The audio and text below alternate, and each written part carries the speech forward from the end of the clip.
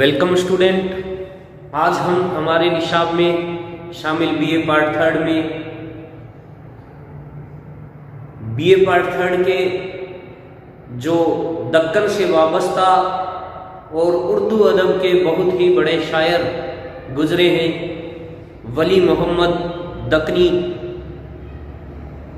उनकी गज़ल गोई पर चर्चा करने जा रहे हैं। तो चलिए गज़ल गोई को शुरू करने से पहले उनकी विलादत वफ़ात देखिए। मैं आपको पहले बता देता हूँ, 1650 ईस्वी में इनकी विलादत हुई। 1720 से 1725 ईस्वी के दरमियान इनकी वफ़ात हुई। इनकी वफ़ात के सिलसिले में कहा जाता है कि इनकी वफ़ात जब ये दिल्ली दूसरी मर्तबा आए थे तो उस वक्त जब ये वापस लौट रहे थे तो अहमदाबाद में इनकी वफ़ात गुजरात में हुई। देखिए, सबसे बड़ा तो ये शायर है ही वली दक्कनी। हम अच्छी तरह से जानते हैं कि उर्दू शायरी का बाबाए आदम वली दक्कनी को कहा जाता है। इसे अगर एक हद तक हम गलत भी समझें या इसे हम गलत माने कि ये जो बाबाए आदम का जो लक़ब है ये बिल्कुल दुरुस्त नहीं है, अगर हम ये समझें तो चलिए एक नज़र हम डालते हैं वली दक्कनी पर और उस दौरान की वो अवामी ज़बान जिसे हमने बाद में चलकर उर्दू कहा, जिससे दक्कन में तो शेर व शायरी फिर भी कहीं की जा रही थी, लेकिन शिमाली हिंद में उस ज़बान को कोई ख़ास मर्तबा या ख़ास दर्जा नहीं मिला था। उस ज़बान से कोई ज़्यादा शायर उससे आशना नहीं थे, उससे वाबस्ता नहीं थे। वो वली ही थे जिसने शिमाली हिंद और दक्कन में इस ज़बान का तांता बजाया, इस ज़बान को अरूज बख्शा, या इसकी इब्तदा का जो पहला अव्वल निशान है वो वली दक्कनी के यहाँ से ही मिलता है। अगर ये अपना दीवान लेकर दिल्ली नहीं पहुँचे होते या इनका दीवान अगर दिल्ली नहीं पहुँचा होता तो हम यूँ कह सकते हैं कि और आधी सदी या एक सदी की ताख़ीर शिमाली हिंद में उर्दू को और हो जाती। ये मानकर चलिए काफ़ी वक्त बीत जाता। देखिए, हम जानते हैं कि मुगलों ने हिंदुस्तान को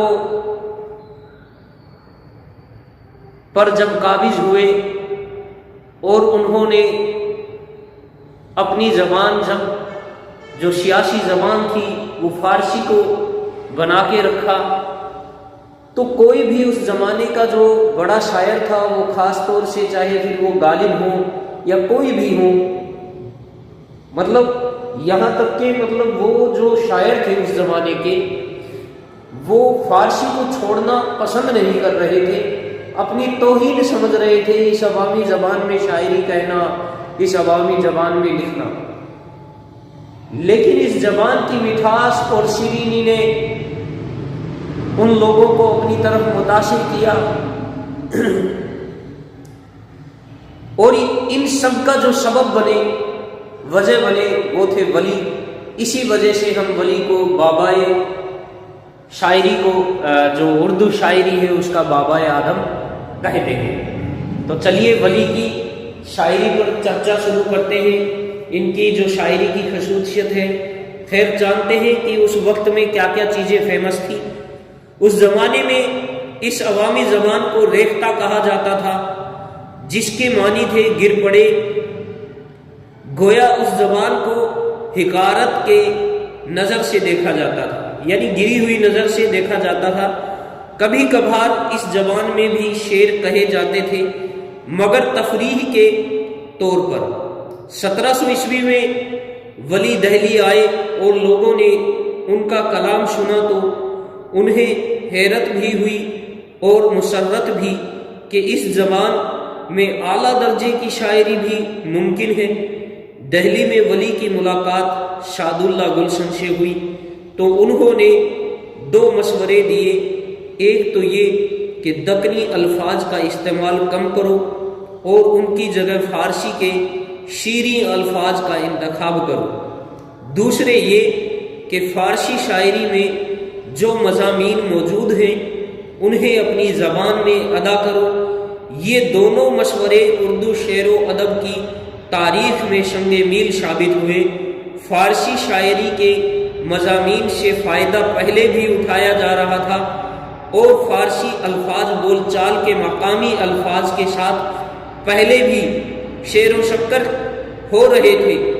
اب شاعری میں اس کا شعوری طور پر آغاز ہوا اور اس کی شروعات کا شہرہ ولی کے شرح محمد حسین آزاد آب حیات میں لکھتے ہیں کہ ولی نے ایک زبان کو دوسری زبان سے ایسا بے معلوم جوڑ لگایا کہ آج تک زمانے نے کئی پلٹے کھائے مگر پیوند میں خبیث نہیں آئی، یعنی پیوند میں جنبش نہیں آئی۔ لکھتے ہیں کہ جو پیوند ہے اس زبان میں بالکل سی بھی کوئی فرق نہیں آیا۔ یوں کہہ لیجئے کہ وہاں جو اس زبان کا جو ملاپ انہوں نے کیا تھا، ایک زبان کو دوسری زبان سے جو جوڑ لگایا تھا وہ ایسا جوڑ لگایا تھا کہ پھر کبھی اس میں کوئی درار نہیں پڑی۔ دہلی سے دکن لوٹ کر ولی نے اپنا کام جاری رکھا۔ انہوں نے شمالی ہند کی عوامی زبان دکنی اور فارسی کی آمیزش سے ایک نئی زبان کو جنم دیا۔ اس وقت دکن اور شمالی ہند ایک ہو چکے تھے اور اس نئی زبان کے لیے زمین پوری طرح تیار تھی۔ چنانچہ ولی کے دلی سے لوٹنے کے 19 برس بعد جب ان کا دیوان یہاں پہنچا تو اسے ہاتھوں ہاتھ لیا گیا۔ ولی کے کلام سے شعرائے دہلی پہلے ہی واقف ہو چکے تھے، لیکن اب یہ دیکھ کر ان کی آنکھیں کھل گئی کہ وہ گری پڑی زبان جسے اہل علم حکارت سے ریختہ کہتے تھے اپنے اندر اتنے امکانات رکھتی ہے اور اس میں اتنی بلند پائے شاعری کی جا سکتی ہے۔ دیکھتے ہی دیکھتے ہر طرف اس زبان میں شاعری کا چرچا ہو گیا۔ ولی نے اپنی زبان اور اس کے مزاج کا خیال رکھتے ہوئے شاعری کے لیے عربی اور فارسی بحروں کا انتخاب کیا۔ فارسی کی جو ترکیبیں یہاں کھپ سکتی تھی ان کا استعمال کیا اور نئی ترکیبیں وضع کی۔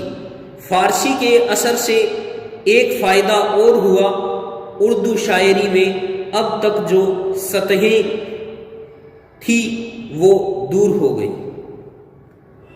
اب دیکھیے ولی نے متعدد شعری اصناف میں طب آزمائی کی، لیکن غزل کو خاص طور پر اپنی توجہ کا مرکز بنایا اور اس کے دامن کو وسیع کیا۔ ولی کی زبان سادہ اور سہل ہے، لیکن اس سادگی میں بھی حسن ہے۔ تو چلیے اب ہم شروع کرتے ہیں ولی کی غزل گوئی پر شروعات کرتے ہیں کہ ولی کس طرح کی غزل گوئی ہے، ولی کی جو کلام ہے اس کی کیا کیا خصوصیت ہے، کیا ان کی خاصیت ہے۔ تو چلیے ان کے جو کلام کی، ان کی جو شاعری ہے اس کی پہلی خاصیت ہے جمالیات۔ تو دیکھیے ان کی کلام میں جمالیات کا اہم رول ہے۔ ان کے کلام کی پہلی خوبی ہے جمالیات۔ چلیے جانتے ہیں جمالیات کیا ہے۔ ولی بنیادی طور پر حسن و عشق کے شاعر ہیں۔ وہ زندگی بھر محبت کے دلکش نغمے چھیڑتے رہے اور محبوب کی دل فریب اداؤں کو مختلف انداز سے بیان کرتے رہے۔ معاملات حسن و عشق میں بھی جو موضوع انہیں سب سے زیادہ عزیز ہیں وہ ہے محبوب کا شراپہ۔ انہوں نے محبوب کی زلف، چشم و ابرو، لب و رخسار قدر و قامت، رنگ و روپ، ناز و ادا، آواز، خوشبو وغیرہ کا ذکر اتنی دلکشی اور دل آویزی کے ساتھ کیا ہے کہ ان کے محبوب کی طرح ان کی غزلیں بھی حسن کا مرکہ بن گئی ہیں۔ یہی وجہ ہے انہیں اردو شاعری کا سب سے بڑا سراپا نگار قرار دیا گیا ہے۔ چند شعر ملاحظہ ہیں، دیکھیے ان کے جمالیات کے کچھ شعر میں آپ کے سامنے پیش کرنے جا رہا ہوں کہ کس طرح کے۔ دیکھیے ہم نے جانا کہ جمالیت کیا ہے، جمالیت کا مراد ہے کہ حسن، حسین، یہاں حسن سے مراد ہے۔ اور دیکھیے ان کی غزل بھی حسین ہے، اور یہ اپنی جو غزلیں ہیں، اپنے محبوب جو ہے ان کی غزلوں میں ان کا جو محبوب ہے اس کے بھی حسن کا یہ چرچا خوب کرتے ہوئے نظر آئیں گے۔ بڑی ہی محبوب اور دل آویز اور دلکشی کے ساتھ انہوں نے اپنی جو غزلیں ہیں ان میں حسن کے نغمے چھیڑے ہیں، اس وجہ سے ان کی غزلیں بھی بڑی حسین ہیں۔ تو چلیے اسی وجہ سے ان کا پہلا جو وقار ہے یہ ہے جمالیات۔ ان کا کچھ شعر آپ کے سامنے پیش کرتا ہوں۔ وہ نازنی ادا میں اعجاز ہے سراپا، وہ نازنی ادا میں اعجاز ہے سراپا، خوبی میں گل رخساں شو ممتاز ہے سراپا۔ ایک اور شعر، جگ کے ادا سناساں ہے جن کی فکر عالی، تجھ قد کو دیکھ بولے یوں ناز ہے سراپا۔ پھر موجے دریا کو دیکھنے مت جا، موجے دریا کو دیکھنے مت جا، دیکھ اس زلف عنبری کی ادا۔ اگلا جو ہے وہ ہے نشاطیہ رنگ و آہنگ یا نشاطیہ عنصر، یہ بھی کہا جا سکتا ہے۔ دوسرا جو ہے وہ ہے ان کے کلام کی خوبی، نشاطیہ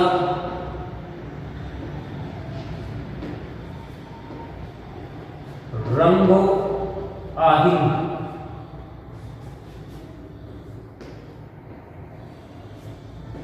رنگ و آہنگ یہ ان کے کلام کی دوسری خوبی ہے، نشاطیہ رنگ و آہنگ۔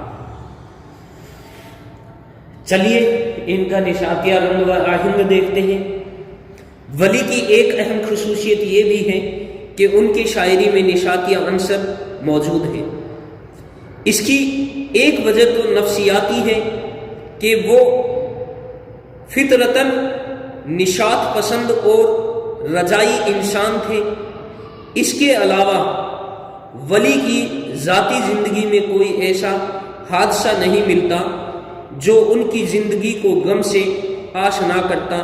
ان کے گرد و پیش کے حالات بھی ایسے نہیں تھے جس سے ان کے یہاں عصری قنوطیت کے رنگ ابھر پاتے۔ چند شعر ملاحظہ ہوں، چند شعر میں آپ کے سامنے پیش کرنے جا رہا ہوں۔ لکھتے ہیں،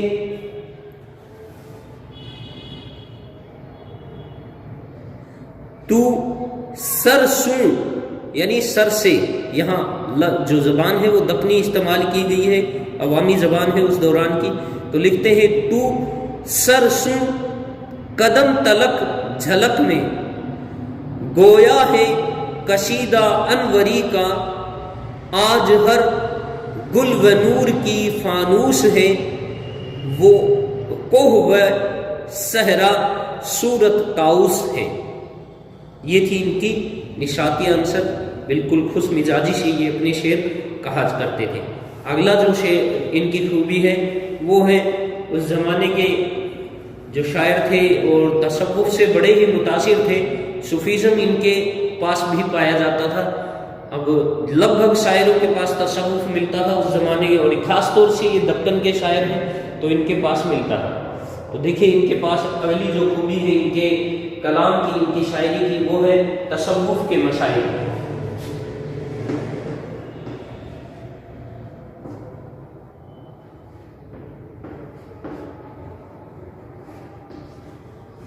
تصوف کے مسائل یہ بھی ان کی ایک اہم خوبی ہے۔ چلیے شروع کرتے ہیں تصوف کے مسائل کو۔ ولی کو تصوف سے گہری دلچسپی تھی۔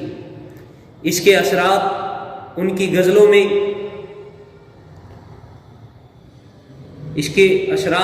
غزلوں میں واضح طور پر ملتے ہیں۔ وہ فلسفہ وحدت الوجود کے قائل ہیں۔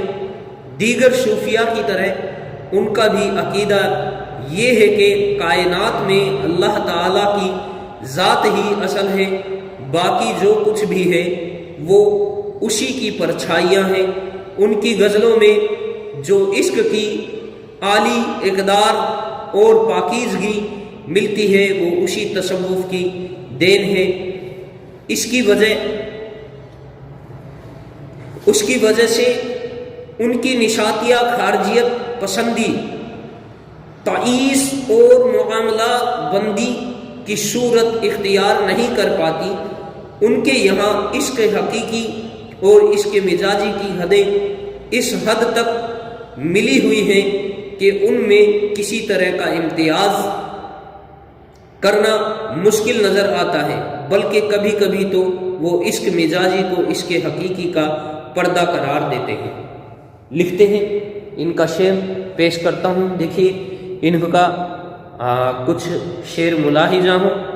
لکھتے ہیں، حسن تھا پردائے تجرید میں شبشوں آزاد، طالب عشق ہوا پردائے انسان میں عیاں ہے ہر طرف عالم میں حسن بے حجاب اس کا، بغیر از دیدائے حیران نہیں جگ میں نقاب اس کا، دل کو غر مرتبہ ہے درپن کا، مفت ہے دیکھنا سری جن کا۔ اگلی جو ان کی خوبی ہے وہ ہے ان کی داخلیت یا رونائی بیان۔ تو اگلا جو ان کے کلام کی جو خوبی ہے وہ ہے ان کی رونائی بیان۔ ان کا جو رونائی بیان ہے وہ بھی ان کی شاعری کی ایک اہم خوبی ہے، جسے ہم داخلیت سے مراد لیتے ہیں۔ داخلیت، یہ ان کی داخلیت ہے، رونائی بیان ہے۔ چلیے ان کی رونائی بیان کیسی ہے اس پر چرچا کر لیتے ہیں۔ دیکھیے، ولی کا جو کلام ہے اس کی اصل خوبی رونائی بیان ہے۔ ولی نے اردو غزل میں خارجیت کے ساتھ داخلیت بھی شامل کی۔ انہوں نے زندگی کے گہرے اور رنگا رنگ تجربے ہماری نگاہوں کے سامنے پیش کیے ہیں۔ غرض ولی نے اپنے اپنے دل پر گزرنے والی کیفیت کو دلکش اور پرکشش انداز میں بیان کیا۔ یعنی یہاں ان کی داخلیت سے مراد یہ ہے کہ ان کے دل پر جو گزری، یعنی دل کی بیتی، خود کی بیتی اگر بیان کی جائے تو اسے ہم داخلیت کہتے ہیں۔ یہاں ان کی دل کی سچی کہانی ہے اور دل پر بیتے ہوئے، دل پر اثر کیے حالات کا یہ بیان کرتے ہیں۔ لکھتے ہیں اپنے ان کے کچھ شعر ملاحظہ ہو، لکھتے ہیں، ہر ایک سو مل متوازی ہو سروری یہ ہے، سنبھال کشتی دل کو کلندری یہ ہے، مفلسی سب بہار کھوتی ہے، مرد کا اعتبار کھوتی ہے۔ ولی کے موضوعات شاعری میں بہت دلکشی اور دل آویزی محسوس ہوتی ہے، کیونکہ ان کے یہاں فکر کے ساتھ ساتھ فن کا بہت نکھرا ہوا شعور ملتا ہے۔ انہوں نے اپنے کلام کو دلکش بنانے کے لیے مختلف فنی تدبیروں سے کام لیا ہے۔ اگلی جو خوبی ہے ان کے کلام کی وہ ہے مشوری۔ یہاں مشوری سے مراد ہے پیپر تراشی، یا پھر ہم یوں کہہ سکتے ہیں مشوری کا مراد ہے تصویر کشی کا فن۔ یعنی مشور کیا ہوتا ہے؟ تصویر کھینچنے والا، مشوری یعنی تصویر کھینچنے کا فن۔ تو ان کی پانچویں خوبی ہے مشوری۔ تو چلیے ان کی مشوری یعنی پیکر تراشی بھی کرتے ہیں۔ مشوری کس رنگ کی ہے؟ ان کی مشوری میں کیسا رنگ گھلا ملا ہے۔ لکھتے ہیں ولی کو حسین اور رنگین تصویریں بنانے میں بڑی مہارت حاصل ہے۔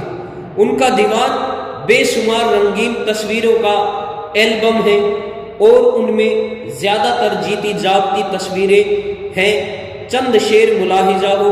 لکھتے ہیں شعر میں ادا و ناز سوں آتا ہے وہ روشن زبی گھر سو، ادا و ناز سوں آتا ہے وہ روشن زبی گھر سو، کہ جیوں مشرق سے نکلے آفتاب آہستہ آہستہ۔ بڑی شاندار نظم، یعنی جیسے، جیوں سے مراد ہے، بڑی شاندار شعر ہے۔ دیکھیے لکھا ہے کہ جو یعنی جیسے مشرق سے نکلے آفتاب آہستہ آہستہ، یعنی سورج دھیرے دھیرے نکلتا ہے۔ اگلا ولی مجھ دل میں آتا ہے خیال یار بے پرواہ، ولی مجھ دل میں آتا ہے خیال یار بے پرواہ، کہ جو آنکھیں منے آتا ہے خواب آہستہ آہستہ۔ اگلی ان کی یہ جو پہلے والی اس کی مصوری ہے، اسی کی جو خوبی ہے، دیکھیے کیا خوبی ہے مصوری کی۔ مصوری کے ساتھ ساتھ ان کے کلام میں اور کیا پایا جاتا ہے، دیکھیے جانتے ہیں۔ ان کے کلام میں ان کے جو خوبی ہے اس میں ایک اور چیز پائی جاتی ہے، وہ ہے موسیقی، یعنی ہم اس کو 6 نمبر لکھ سکتے ہیں۔ موسیقی بھی ان کی ایک اہم خوبی ہے ان کی شاعری کی، یعنی نغمگی، مترنم یا غنائیت کہہ سکتے ہیں، یعنی جس کو گایا جا سکے، موسیقیت جس میں پائی جائے، تو ان کی شاعری میں موسیقی بھی پائی جاتی ہے۔ تو دیکھیے لکھتے ہیں موسیقی کے بارے میں، ان کی موسیقی کیسی ہے اس کے بارے میں جانتے ہیں۔ کلام ولی کی دوسری اہم خصوصیت ہے غنائیت۔ ان کے زیادہ تر شعر تو اپنے ہیں کہ مطلب ان کے زیادہ تر شعر تو اس طرح کے ہیں کہ انہیں پڑھیے تو ایک دلکش ترنم پیدا ہوتا ہے۔ وہ غزل جس کی ردیف آہستہ آہستہ ہے، اس کی ایک مثال ہے ولی ردیف و قافیہ خوش آہنگ لفظوں اور ساتھ ہی لفظوں کے بہترین انتخاب اور ان کی بہترین ترتیب نے ان کے کلام میں نغمگی کی فضا قائم کی ہے۔ دیکھیے لکھتے ہیں ان کا ایک مثال کے طور پر ان کے کچھ شعر، ہر ایک سو مل متواجی ہو سروری یہ ہے، سنبھال کشتی دل کو کلندری یہ ہے، ولی وصل و جدائی سو صنم کی کبھو صحرا کبھو گلزار ہے ہم، مست ہوتا عشق میں تیرے صنم، نہ کسی ہے نہ کسی ہے نہ کسی ہے نہ کسی۔ اگلا ان کے کلام کی ایک اور خوبی وہ ہے تسبیح و استعارے کا استعمال، جو لگ بھگ شاعروں کے پاس ملتا ہے۔ تو اگلی جو خوبی ہے وہ ہے تسبیح و استعارے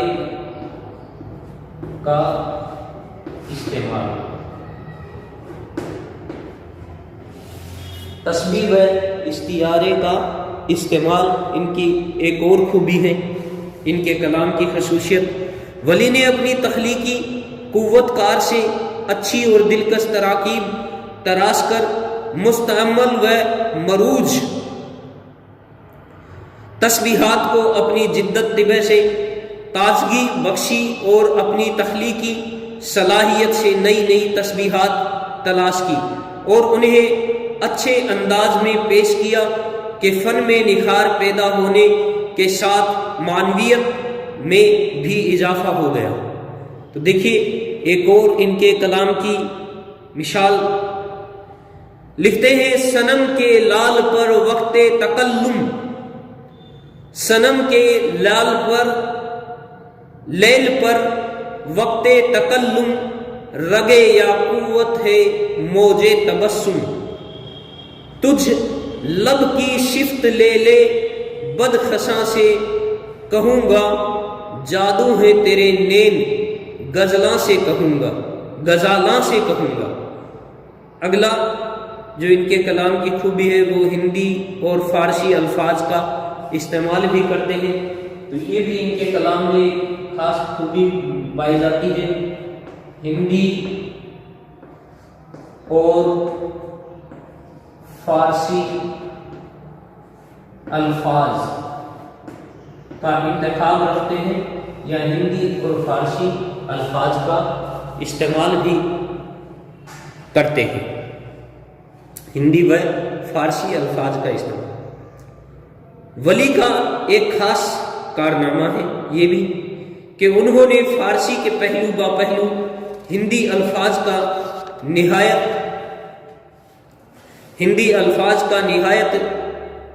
ہنرمندی سے استعمال کیا ہے۔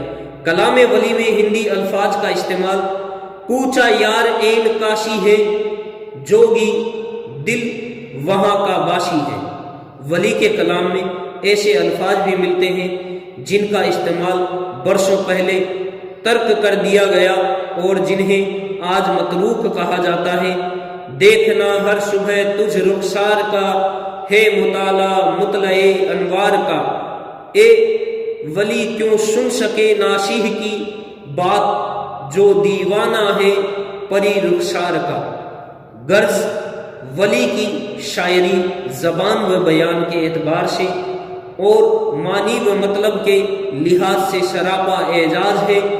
ولی نے اردو شاعری کو وسعت بخشی ہے اور اس کو ایک ایسا لب و لہجہ دیا ہے جو موضوعات حسن و عشق کے علاوہ حیات و عمل کے اہم قدروں کے ساتھ دوسرے ربع سے شروع ہوتا ہے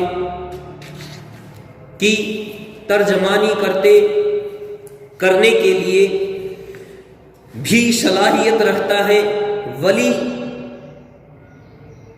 اس میں زندگی کے رنگا رنگ تجربات، تنوع اور داخلیت کو شمو کر غزل کے دائرے میں پوری کائنات کو سمیٹ لیا ہے، یعنی ولی نے ان ساری چیزوں سے پوری کائنات کو سمیٹ لیا ہے۔ یہ تھی ولی کی کلام کی خوبی، ان کے مقام، ان کا جو اردو غزل میں مقام ہے، اردو شاعری میں مقام ہے، اس کے بارے میں پھر سے چرچا کر لیتے ہیں۔ ہم نے شروع میں بھی پڑھا تھا، مختصر طور پر پھر سے میں آپ کے سامنے پیش کرنے جا رہا ہوں ان کے مقام پر کچھ چرچا چھوٹی سی۔